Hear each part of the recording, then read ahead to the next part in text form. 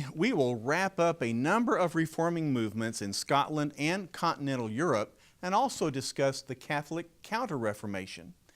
Sadly, the tensions between the Protestants and the Catholics led to a number of religious wars, including the 30 Years' War, which was devastating to Europe. The Protestant movement had internal struggles too, with the advance of its own form of scholasticism. Our first lecture looks briefly at the Scottish Reformation, led chiefly by John Knox, the thundering Scot with a two-handed sword. As the Reformation spread throughout Europe and the British Isles, the Catholic Church did not roll over and play dead. Instead, they staged their counter-Reformation, utilizing monastic orders, especially the Jesuits and the Council of Trent. Their goal, however, was not to address the theological or practical concerns raised by the Reformers. Instead, they retrenched and restated their established views of papal authority, the Latin Vulgate, and the sacramental system.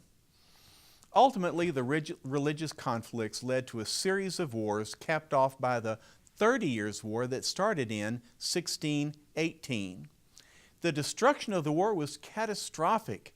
Estimates are 8 million deaths, tremendous loss of property, famine, and plague were the results. The Peace of Westphalia in 1648 did not establish a victor, but maintained a tentative truce and the establishment of religious political boundaries in Europe. The last lecture of Unit 3 examines an internal problem of the Protestant movement, the development of its own scholasticism, a movement among theologians removed from the people that created a hard, cold religion.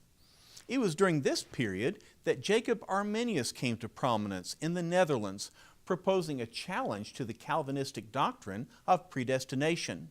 And thus began the seeming conflict between two doctrines of salvation, Calvinism and Arminianism. These two theological systems still influence thousands of Christians today and stimulate hundreds of books, debates, blogs, and divisions. During the course of Unit 3, I will make available to you a bonus feature, my own understanding of God's election and human free will, so look for that later. In the meantime, let's journey to Scotland and meet John Knox. Maybe we'll see Nessie, the Loch Ness Monster, along the way. Let's go.